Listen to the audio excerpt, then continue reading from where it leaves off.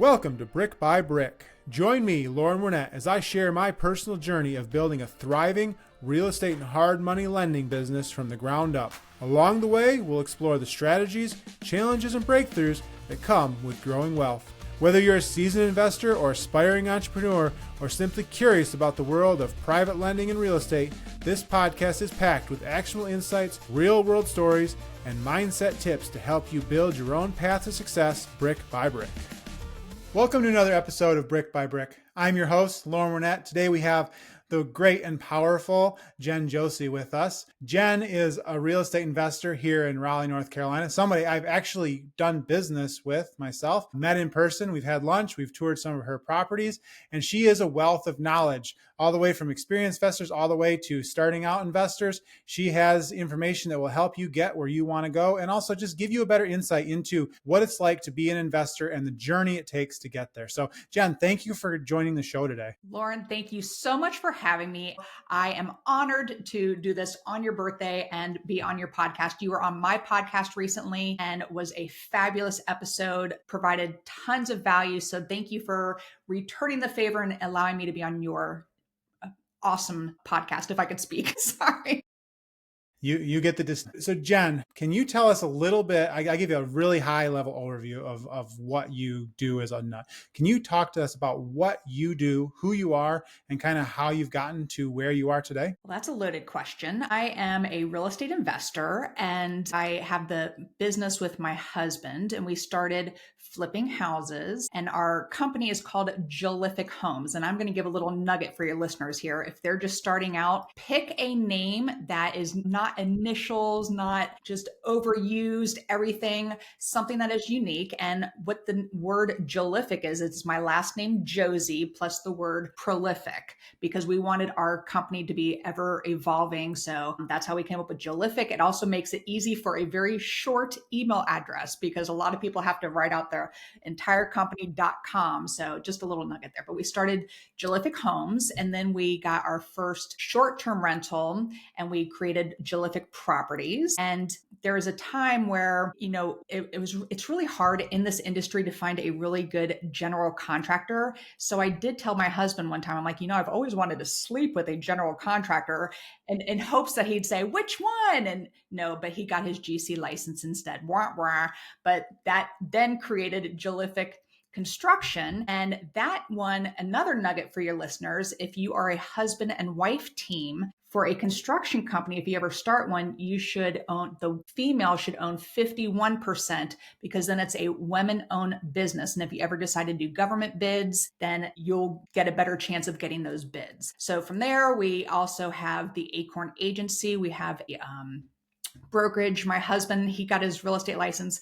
I don't like taking tests. So that's why I've made him do all these. And I'm kind of the mouth for our business, but he's the brains behind it. So it was better for him to take those tests. And he has a lot more patience than I do. So, and then we just recently, a couple years ago, ventured out into multifamily, and we have short-term rentals, we have long-term rentals, one multifamily at this point that we're trying to sell, and actively looking for another short-term rental on the water, because I love that whole experience. So that's where I am in a nutshell. I also have my own podcast, which I mentioned. It's RAIN, the Real Estate Investor Growth Network podcast. And I have a mastermind as well. So threw all that out there, and I do some coaching on the side. So that's it. So just about everything. You're involved in just about everything.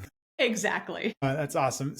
So have you and Vance always been in real estate, or when did you get into it, and what were you doing prior to that? Great question. So I was a middle school music teacher for 16 years until I woke up one day and realized I hated children. So then I picked an equally abusive industry and I went into health insurance, because everybody loves health insurance. And I am actually very grateful for those two experiences, because coming from the education side, it's a true passion of mine. I love educating. I just got really burned out teaching. And then I went into health insurance, but it was that whole corporate America experience, which is actually what pushed me into real estate, because I worked for Aetna. And before that, it was Coventry, and then it was transitioning into, it was bought out by Aetna. And just seeing my managers getting fired just because of nothing they did, nothing about their performance, but because of the structure of the company, it really scared the hell out of me. And I just wanted to be in charge of my own financial future. So not too long after that, there was a late night infomercial, and it was for a program called Fortune Builders, where they said, flip houses with no money out of pocket. I'm like, okay. And so we went to their 2-hour meeting, and then they upsold us to a 3-day event, which was only about $200. And I'm like, we are just going to do the 3 days and that's it. I had researched the company, and by the end, I was like, take my money. And it was a lot of money. However, we earned that back within 6 months. So I am glad that Vance and I, my husband and I, we invested in ourselves and really put ourselves out there and had people in our corner, because real estate is a team sport. And so having coaches, other people around me who have been in those situations so I don't have to make those mistakes, was very, very important to us. I kind of look at it as a master's degree, and paid probably about the same for it. So loved it. And then since then, I have gotten to do my own coaching and put my teacher hat back on, which I love. So there's that. That's how we got started. And that was 2017, by the way. Got it. So tell me about the decision to spend that big chunk of money on Fortune Builders. So I know a lot of new investors, they're looking at how can I get started, and there's always like, oh, there's all these coaches. And right now, especially now in 25, there is coaches everywhere, right? But there's a mindset you have to have of this amount of money is going to get me to where I want to go. But there's a big fear around spending that money maybe on the wrong, or spending that money and not getting the return. Talk to me about the mindset you had when you made that decision to spend that big chunk of money. What were some of your fears that you had, and how did you overcome those? So my biggest fear was people finding out that we spent that much money. I think it was 35,000. It was either 30 or 35,000. And I was just more embarrassed of anyone finding out that we did that. We put it on a couple different credit cards.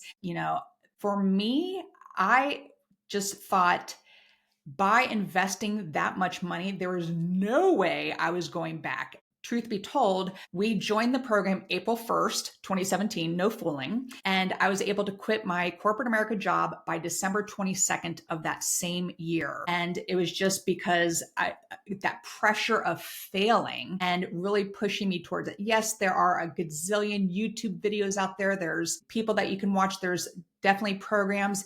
It's really about who you mesh with, who has the same kind of values. I just suggest doing a program that encompasses several different options, because in real estate, it's ever evolving. We were big into flipping in the beginning. Now we're focused on doing buy and holds, and we do have a new build that we're doing right now as well. But once that's sold, which we are working with you on that one, so thank you for that. But once that is sold, then I'm going to put my focus back into buy and holds, and then the short-term rentals. So choosing an education program that has all these different facets, whether it's short-term rentals, buy and holds, wholesaling is another one, being private money lenders. I would pick a program that encompasses a lot so that you can be dangerous at, every different one, but you would know what to do and who to reach out to, who's the expert in that area in an education program like that. So keep it open. Don't put up your blinders and just do one thing and think, I can only buy using creative financing and I have to buy sub 2.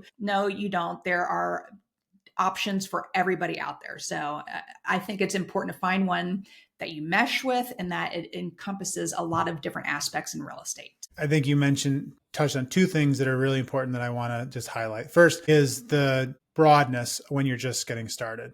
When I started, I was only looking at rentals, right? And now I've gone from rentals to wholesaling to flipping to lending, encompass the whole spectrum. And so I think people shouldn't kind of shoehorn themselves into, I'm only going to do this, or pigeonhole themselves and I'm only going to do this, because once you start doing it, you might realize that you hate it. You absolutely hate it, and you need to learn something else. And you need to know that the likelihood of you starting doing the thing that you're going to do forever is very, very low. You have to try a few things. I think the other thing that you mentioned that I want to highlight is that you spent that big chunk of money and you were embarrassed, but more importantly, that because you spent that money, you were more engaged with the program itself. I've seen, and I have a good story about this for myself, but I've seen that just putting money down, you are putting, money where your mouth is, and you are much more likely to move the ball forward and pay attention to it because you don't want to waste that money. When I was just getting started, it wasn't $30,000, but I put $700, which was about a tenth of what I had to use at that time, into a creative financing course.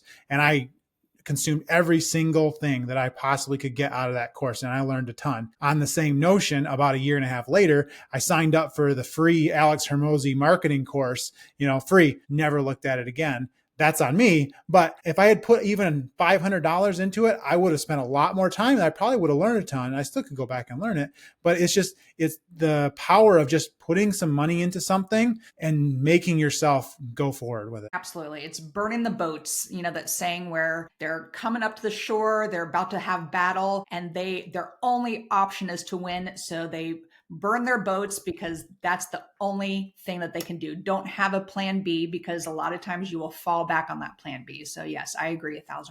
So for the people that you are mentoring or in your mastermind, or the people that you see a lot, like where do you see a lot of them kind of getting held up or stuck? And what is the kind of tipping point that they have that gets them over that takes them to that next level, gets them out of their way to do the first project, or gets them to their third project, or stops blocking them from making progress?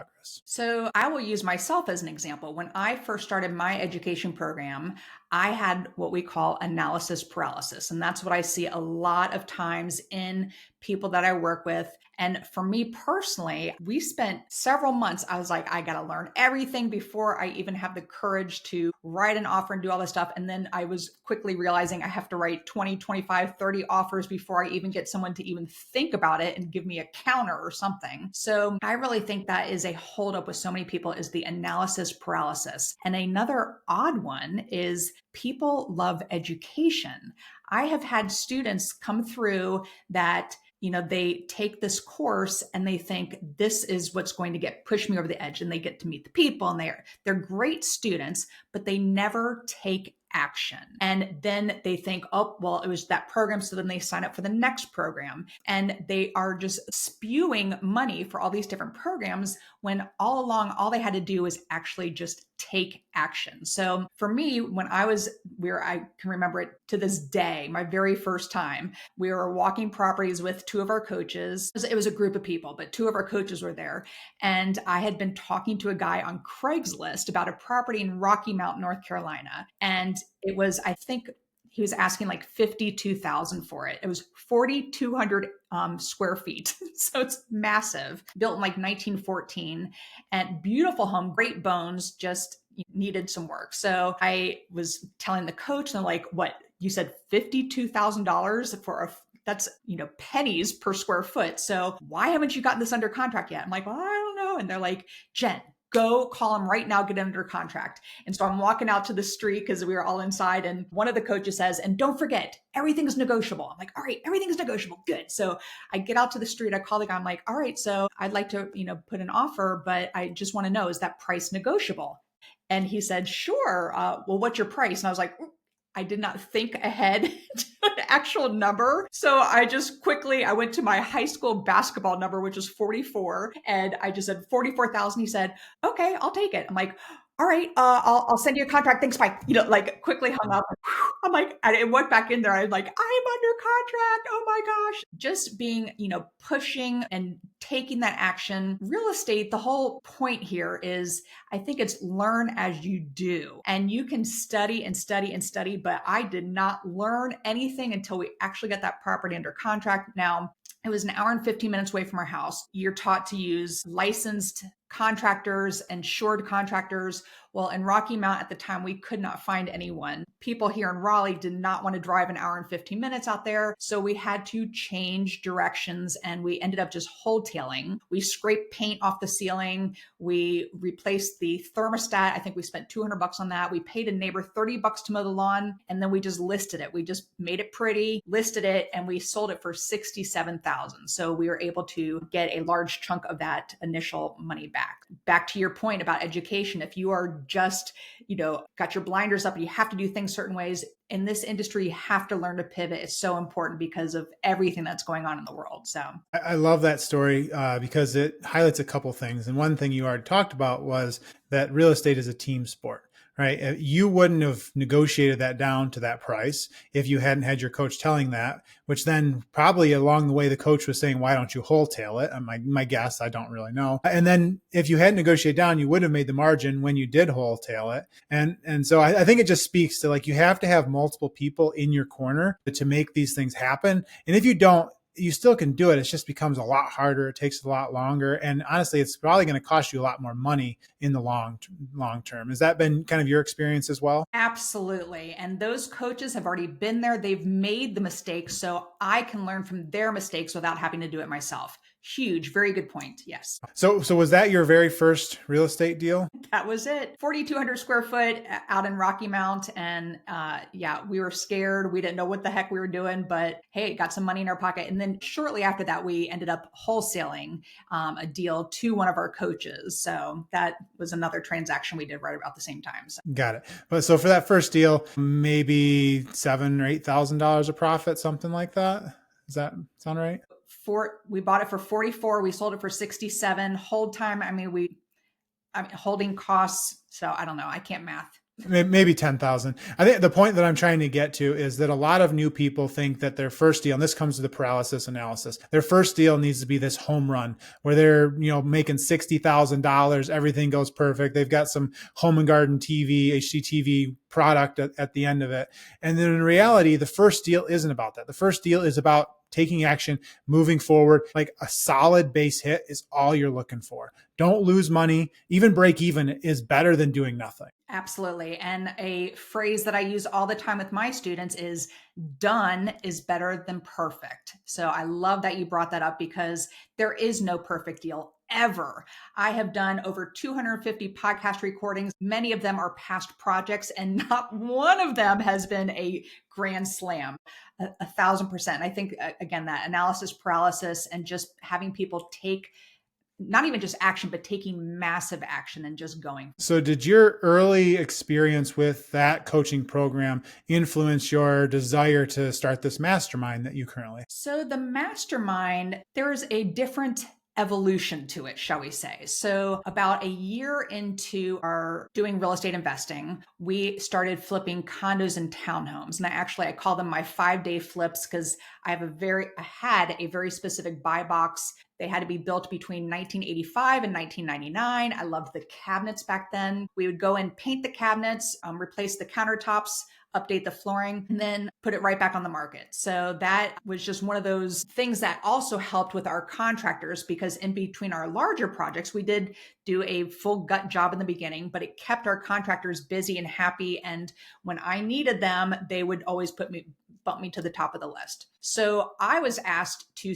present one of our 5-day flips to a group of about 40 or 50 people, only a year into being a real estate investor. And I was scared. I'm like, what? These people, I don't know enough. What are these people going to learn from me? And it actually really boosted our credibility. It helped me put my teacher hat back on. It was an amazing experience. And it was just one of those things where if you want to learn how to play golf, for example, you're not going to go to Tiger Woods and say, hey, can you teach me how to play golf? You are going to go to someone who's a step or two ahead of you, who's going to help you along the way. So that was more of what the situation was. So once I got that out of my mind that I'm not a coach, I said, where can I take this? And I ended up taking a course by Tony Robbins, and it was about creating masterminds. And this was before COVID and before Zoom was cool. And I started a virtual mastermind and I used his exercises. And for me, it was just one of those experiences where the smartest person in the room is never as smart as all the people in the room. I was not coaching people, so I was allowed to be my true authentic self. I wasn't having that imposter syndrome. I was learning so much from each of these different masterminds that we were doing. It was more of a deep dive in the beginning. It's evolved into now a monthly. We have 2 group calls a month. We do one strict mastermind where people are masterminding with other real estate investors across the country. And then we have one where we bring in guest speakers, or we do have some coaches that will do presentations. It's just and going back to pricing and stuff, and it's really inexpensive. just like that course that you bought or that you didn't pay for that was $0. So I am actually going to probably have to raise the price soon because it is just really inexpensive at the moment. But I also allow people to buy their own master classes. So it's kind of like a RIA where I do have experts. I have a person who does wholesaling. And so she does a master class each month. So there's different master classes, but they have to pay for those individually because they're independent contractors. So anyway, I don't know where all that went from, but it really was, I'm not a coach per se for the mastermind. I'm just a coordinator of ideas. And that is the best way to learn is from other people who are in the trenches with you and can provide those experiences. So, and learn from their lessons. And also we do these roundtables where, you're bouncing information off each other. I'm pretty good at marketing. Do not ask me to run numbers. I couldn't even math what I profited on that first deal that you did for me. But there's people who are better at other things in life who help you along, and you lean on each other for those things. So that's why I really like the camaraderie, and the accountability is extra important. So it was really all about me, Lauren, because of what I wanted. I wanted to be around these people and hear and what's working in their business, and then also being held accountable because I really needed that. That's one thing with this business is it's very lonely, and I missed the water cooler talk. I missed the teacher talk, and just having those people around you and needing that accountability. The mastermind format for me just worked best. That makes sense. I love the mastermind format. I think especially for where I'm at in business, it accelerates how fast I can solve problems. There might be some listeners that maybe not know exactly what the difference between like a coach and a mastermind is. Can you give just a high level overview of like what the setup for a mastermind is, and how someone approaches it, or what level of entrepreneur, starter, beginner, intermediate, advanced, fits into each of those categories? So there's 4 aspects to a mastermind. I had to pull up my notes so I don't miss anything here. And the first and most important and the obvious one is it's collective intelligence. You are in a room full of people of all different levels. And a perfect example is I was part of a group, it was called Legacy Family, and it's run by Tim Bratz. He's in South Carolina, and he meets 3 times a year. And you pay a lot of money per month to be part of it, but you are paying for proximity, and you travel to these places and you really get to know these people. But making that investment, you're making more of it. But we have roundtables, and I can remember being scared to death my very first time because we hadn't bought it was a multifamily mastermind, and we had not even purchased a multifamily yet. So I'm thinking I'm with these people who have like 600 doors, and what can I possibly contribute?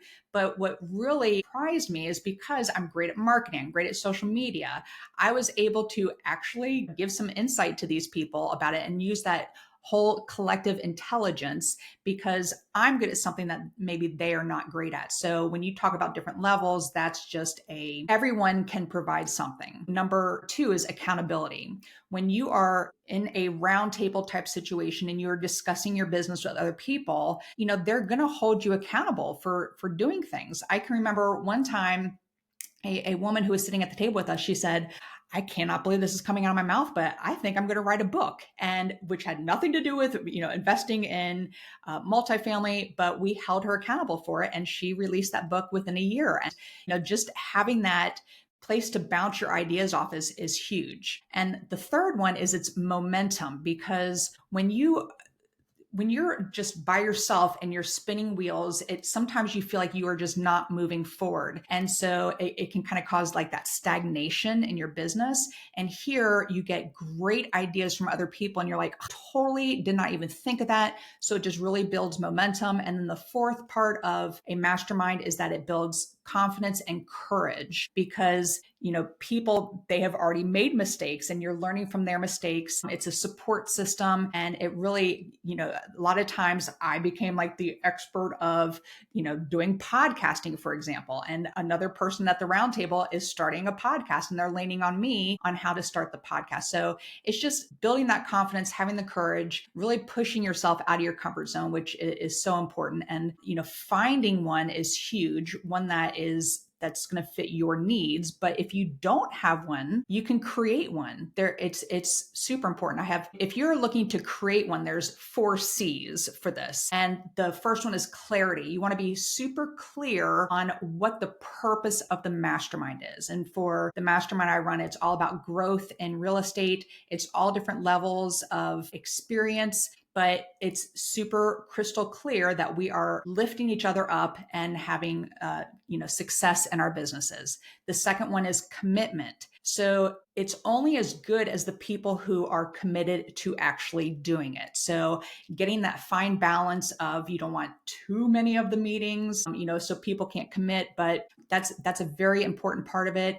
If it fits into your schedule, you don't want to sign up for a mastermind that meets, 2 or 3 times a week when you can't commit to something like that. So commitment is super important. The third C is confidentiality. And what happens at that round table stays at that round table. And that is really, really important, because a lot of times you're sharing some of your biggest fears about your business, some of your biggest failures in your business, but half the people sitting at your table have been in the same experience, the same situation, and they can help you get out of that. And the fourth part of it is contribution. You can't join a mastermind and just sit there and take in what everybody else says. You have to contribute back to the conversation as well. And that also builds your confidence, and then you become more committed, and it helps to build that clarity. So those are the 4 C's of if you are ever out there looking for a mastermind. And I appreciate you letting me read off all of those, because I am part of a group right now of women speakers, and I'm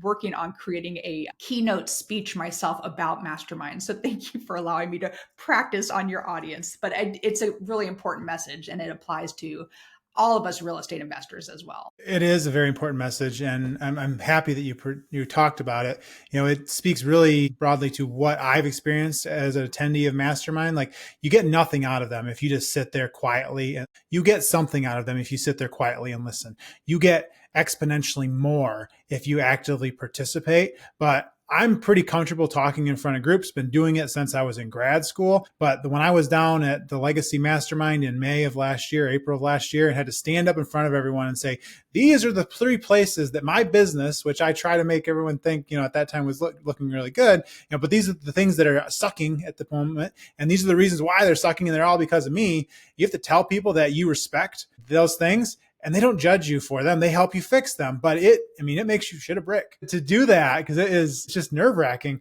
But you've got to have the courage to do that. Otherwise, you're not going to grow past it. And all of those things, I talked to several people during that time. We made adjustments, we fixed things, and none of those 3 things are issues in my business today. Right. And that's just been 1 year. So I think it makes you shit brick by brick. How about that? Yeah, there you go. There you go. Perfect. But yeah, no, so that I really think that that's an important piece, because going back to all the things we talked about, like being paralyzed by fear, being worried about looking silly, by all these things that we've talked about, they all lead to that. Like, you have to be willing to put yourself out there, whether it's in a group like that, whether it's starting a course that you think people will think is silly, whether it's taking the step of putting something under contract. There has to be action that's taken, and you have to be uncomfortable. Otherwise, you're not going to change from where you are today. Well said, Lauren. Absolutely. Yes. Awesome. So I want to take a little bit of a step back. And so you've got the mastermind going, and you've got the coaching going. Tell me about some of the other things. Like, I know you have the new build going. You've got some short-term rentals. Like, what is it about you, Jen, that has her hands in so many different things? And why spread out so much versus maybe focusing in on one thing? So it's all about diversification. We've had, so for example, when COVID hit, you could flip a property. It could be a piece of garbage. You could list it, and you're going to have 10 over asking offers immediately. And so that's what you want to put your focus on. And then now that the interest rates are back up there, could be possibly facing recession. We don't know what's going on. That's really what it is people don't know. And so they stop spending their money because they're kind of holding on to it, which is now why I'm putting my focus towards rentals. But in the meantime, diversifying our portfolio, we have some passive money coming in. We are working on a new build right now. We have a house that's been sitting on the market for way too long right now, which is kind of freaking us out about other things, which is also why we are putting our focus towards buy and holds. And it's when we were hurting for money at the beginning of last year, we actually were able to sell off one of our rentals. And by having that diversified portfolio, that really carried the weight. If we were just flipping, we would have been screwed. I would have had to go back to work for the man. Just the thought of it like freaks me out. So I'm glad we do have that. And it's you get really good at one thing and then you want to shift and then put it towards something else or scale that. And you've got to pivot. I've said that a couple times already in this industry. And by learning different ones, wholesaling, we also do that on occasion. If we're marketing and we have a project going on, ABM, always be marketing. And so we're sending out postcards. And if we have, like my sweet spot was doing 5 projects at a time. If we got a 6th one that called while we're doing this, I would simply wholesale that. Or if I would go look at a property and it didn't need a lot of work, then I would turn that into a referral. So I just think it's really important to know all the different aspects of this industry and just be well-rounded. Makes so much sense. I think I want to challenge you just a touch in that you're in a different spot, 8-10 years in than somebody that's just starting out. So would you give that same advice of diversification to someone that's just starting, or is that more of an advanced, I've gotten past a certain point kind of strategy?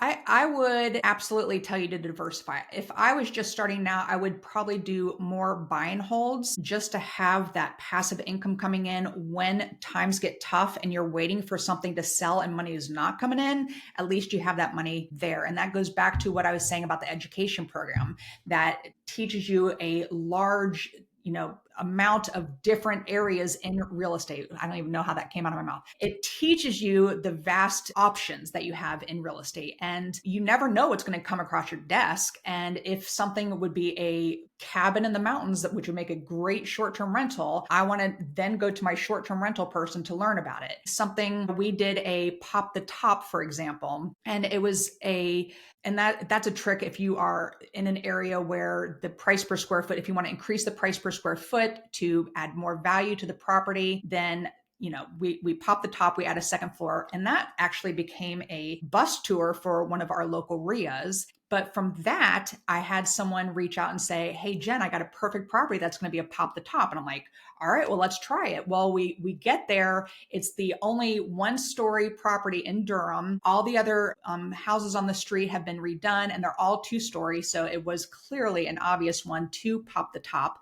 And we brought our structural engineer over and he said, "Sorry, Jen, but this foundation is not going to hold." And so from there, we had already bought it and we had to do our first tear down rebuild. So we were kind of forced out of our comfort zone to do that. And that to this day has been our largest profit, $267,000 profit right at the peak of the COVID prices, which we were not expecting that much. But that was just, again, having that diversification, going back to your original point. Absolutely. I knew just enough to say, oh, I need to reach out to this person to help me get through this new build. And now we are doing another tear down rebuild and getting very close. We're about 3-4 weeks from completion. I'm knee deep with tile right now. And so, again, going back to your point, it's just having those different options, and that way you don't get stuck in one, and because things aren't moving as fast as they were. So I think you answered my challenge without fully realizing it, because basically what you're saying is be a generalist on everything. But going back to the point about the team, you don't need to know, as the entrepreneur, every single thing about every single thing. You need to know broad concepts so that when something comes up, you know enough to take it to the right people and have a network that you can take it to, and they can help you get the specifics down. You don't want to be a specialist. You want to be a generalist with a lot of network and a lot of contacts. Yes. So I'm glad I answered your challenge. Great. Perfect. Okay. So you've got all these different things going. You're a generalist. So what I want to take a step. I want to talk about, you keep saying that you're very good at marketing, which I agree with. I think that, we get in, as entrepreneurs, get in these camps like, oh, I'm a engineer guy. I'm a whatever. And so talk to me about like what it takes to be successful, what tools someone should do. Maybe don't go into tactics so much, but what it takes to be successful when marketing in real estate. And what do you think is going to change with marketing in real estate in the next 5 years versus where it was 5 years ago? So I will never, and I mean this, I will never be a cold caller. I hate people cold calling me. I turn into a psycho on the phone and like full on reach out through the phone and want to strangle them because that's how much I hate cold callers. But I do give them a run for the money. However, with that being said, I had to find, because that's a very popular way to find off market leads. So I had to do everything else to lead up to that. And marketing to me is just, it's my mouth. It's telling everybody what I'm looking for. I'm actively looking for a waterfront property that is within 3 hours from Raleigh that I can short-term rent. Smaller, the better, because they're quicker turnovers. In a secluded area, I don't want to be in a spot where a million people say, oh, this is where people are making the most money. In short-term rentals, I want to be someplace where it's a little more secluded, which is more of a getaway, because I also want to go there as well. And so I use my mouth. I'm constantly telling people what my buy box is. I do a lot of direct mail, and I'm consistent. That's the word I was trying to think of. I'm pretty consistent with that. We've slowed down a little bit just because, again, we're looking more specific for what we want to buy and hold. And then we've done bandit signs. We've never gotten a lead off a bandit sign. We've gotten calls from wholesalers, working with wholesalers, being the squeaky wheel, and calling wholesalers before it goes out to all their people and say, hey, I'm looking for a condo or townhome that's built between 1985 and 1999. Do you have anything? Oh, I just hung up the phone with someone and I didn't realize people liked condos or townhomes. You can get them right there on the spot, but it's just you have to be creative. I think with social media, it's free. I remember in 2019, we got half of our deals from social media because I was posting everything I do before and afters. I also, like, a social media nugget is to get people to be interactive so that you can do polls. My favorites are, like I said, before and afters, but also this or that. So if you're brand new and you don't have any before and afters to share, you can do a this or that, black matte fixtures versus champagne gold. And, people love to give their 2 cents, sometimes 12 and 15 cents on social media about why they like something or why they hate something. So just being out there, having mottos, and our company Jolific, it's service you deserve, people you trust, and making sure your marketing is consistent across all levels. Your letters, make sure it matches what the message is on your website, on your Facebook page. So it's just exposure, getting out there, getting up and speaking in front of people. Any opportunity. When we had that bus tour come through, GC at the time said, hey, they're doing a bus tour. This would be a great house to present. And that built our credibility. But that's a form of marketing to get ourselves out there and to, kind of push us out of our comfort zone and to do something of the sort. So getting on podcasts like this, it's just, marketing takes on so many different formats, and it's really just building your brand and getting your message out to others. It really is. It's a consistency thing. You have to keep pushing out there. And, I think Tim Bratz always says, don't be a secret agent, right? So you have to tell people what you're looking for. We both know someone in the Raleigh market that we know exactly that he wants a 1970 3-2 brick rancher with city water, city sewer, within 100 miles of Durham, right? And we know who that is. That's a great piece of marketing. He spends $0 on that. And I can go to anybody that goes to those meetings and ask you who says that, and they will know exactly who we're talking about. He has branded himself really well. And I think the other point that I always think of is people spend too much time focusing on their company name, right? People don't specifically buy from a company unless you're talking about Coca-Cola or something. People buy from people. People have brands. And so, like, for me, myself, I focus on my social media brand, me, because I am the marketing, I am the brand, and then all the businesses, those will come and go, but I will be the consistent piece. And I think people focus, it's AW Home Construction. Like, who the hell owns AW Home Construction, right? I want to talk to Andy, who owns it, right? That has 20 years of experience, has done a beautiful job of putting that in. And I'm going to trigger you right now. And has is a fantastic builder of barn doors for his flips. So, oh my gosh, stay away from the barn doors. Don't do it. I hate barn doors. I can't believe you even brought that up. I was going to do a this or that with barn doors, but I thought I'd just throw it in there first. So, they're my nemesis. I will walk into a property, and if there's a barn door, I'm like, nope, because they've made poor choices in this house. So I don't even want this house. So, But yeah, so your point, I think all those points that you're saying are very, very valid. You have to be consistent though. Like not telling somebody that you need something one time, they're never going to remember that. People are very into what they're into, right?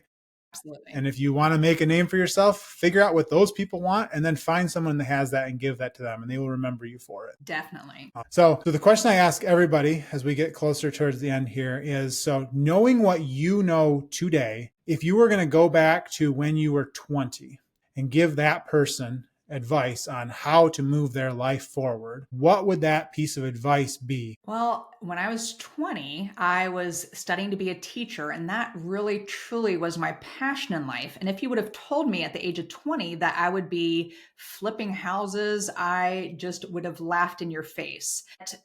I think I don't think I would have changed much. I think it's important to have those experiences. I was a teacher for 16 years. That is a skill right there in working with people, learning different behavior styles. And that helps me in the sales side because real estate is sales. And then also having that experience in corporate America and seeing how, you can lose your job just because of a different transition in the company. And it has nothing to do with you personally. So I really just wanted to put a value on myself. But what I would tell my 20-year-old self is, to go for it, to follow my passions. And I have a quick funny story here. When I suckered Vance into marrying me over real estate, and we used to watch the HGTV shows, and we called ourselves the armchair. You have armchair quarterbacks. We called ourselves the armchair flippers. And we'd watch an episode and be like, oh, gosh, that light fixture is horrible. Or no, I would have totally kept that wall there, and just going through, and we really enjoyed it. And so one day realtor friend of mine, I said, hey, we just want to look at some houses, and we're not buying anything, trust me, but we go through, we're looking at different houses, and we just wanted that real world experience of saying, oh, I would remove this wall. Oh, get rid of this wallpaper. And, I would build a deck here. I would add a bathroom in this, just going through it. And then we walked into this one house. I'm like, this is actually a pretty nice house. And Vance's like, yeah, it is nice. I'm like, and then he says, well, this is a good price. And I'm like, yeah, this is a really good price. And my realtor's like, what's happening? So we went out for a beer afterwards. And I'm like, I'm not getting into a mortgage unless I'm married. And he's like, I'm not getting a mortgage unless I'm married. And my realtor's like, what is happening here? So we ended up 4 days later getting married. We put an offer on the house the next day, and the deal fell through. And the words that came out of my mouth were, we got married for nothing. So true story. My whole point of that, where this comes full circle, talking to my younger self and saying to go for things. One of the shows we watched was Flipper Flop with Tarek and Christina. And I just always enjoyed that show. I love the drama and everything. And 5 years later, I was asked to become a coach for Tarek's coaching program. And in a million years, would I've ever thought that I would be literally standing on stage, having weekly phone or weekly Zoom calls with Tarek himself and developing a relationship with him, meeting his family, and it would have blown my mind. So 20-year-old self, go for it, go after your passion, and actually don't be afraid to step out of your comfort zone. Because at the time, I was doing the mastermind, but I'm like, coaching? I don't know everything there is. And so someone believed in me enough to say, Jen, I think you'd be a great coach. I think you need to do this. And I loved it. I was able to put my teacher hat back on. His program has since shut down, but a lot of those people are now in my mastermind. So I still get to see everyone, all those relationships you develop, but it's really just going after what you love, what makes you happy, but pushing yourself out of your comfort zone. I'll end on this. I had a coach who told me, and I hope I don't mess up this quote, but it's, entrepreneurship is living a few years of your life like most people won't, so that you can live the rest of your life like most people can't. And I'm like, yeah, bust my ass. I know I got to do this. And he's like, no, it's more so the most people. And that was huge for me because I had my own family is like, you're quitting a perfectly good job to do real estate, and you paid what? And so I had to really believe in myself, push myself out of that comfort zone and go for it. So that's what I would be telling my 20-year-old self in a nutshell. Also, lay off the sugar. lay on my arms while you're back there because it took forever to come back off. That is well said. Well said. I specifically like the comfort zone piece because I think the phrase of worrying about comfort zone, I should be very afraid of staying in your comfort zone because you will not grow if you do. That is so true. Growth mindset. Yep. Awesome. Well, this has been great. If anybody wants to reach out, find out about your mastermind, about your coaching, pick your brain about flips, where can they reach you? Where's the best place? So you can go to therealjenjosey.com. It's Jen with one N, JOSEY.com, therealjenjosey.com. If you want to be on my podcast, there's a link there, and you can, if I'm pushing you out of your comfort zone. If you have a past project that you want to, it's a very structured podcast, is great for newer folks. You can get a link on there to my podcast. I just started a YouTube channel if you want to find me on YouTube. And I think that is also The Real Jen Josey at The Real Jen Josey on YouTube. So I'm very new at YouTube and not used to all the video stuff and having to wear lipstick every day. What? So please go check that out. But it's loaded with tons of content. And then the mastermind itself is REIGN, REIGN. It stands for Real Estate Investor Growth Network. The website is reignmastermind.com. So that's me in a nutshell. If you want to learn about my business, it's jolific.com, JOLIFIC.com. So there's many ways to get in touch with me, except by cold calling. Don't ever cold call me. I will make sure that all of those links are put in the show notes so that anybody that wants to reach out to you can reach out. I recommend that anyone listening that has any interest in flipping and learning about masterminds or coaching, reach out to Jen because she has a wealth of knowledge, a ball of energy, and knows a ton of people that can help you move your dreams forward. So and good again, looking. You forgot the good looking part. I definitely forgot the good looking, ball of energy and good looking. It's because it's package. Your birthday today. You're just right. distracted. I know. But this has been a real honor. I thank you for the time, and we will talk to all the rest of you next week for the next episode of Brick by Brick. And before we go, you are doing a great job. Podcasts are not easy, and finding people to interview and everything is, and you have a great structure. You are so easy to talk to. I'm super proud of you for your own podcast, and Brick by Brick. I think it's a great name. So thank you for having me today. Appreciate that greatly. Have a great day. Thanks for tuning in to Brick by Brick Wealth Building Conversations. If you enjoyed today's episode, don't forget to subscribe and leave a review. It helps more people find the show. For more tips, resources, and updates on my journey, follow me on Invest with Lauren. Let's keep building wealth, one brick at a time. See you next week.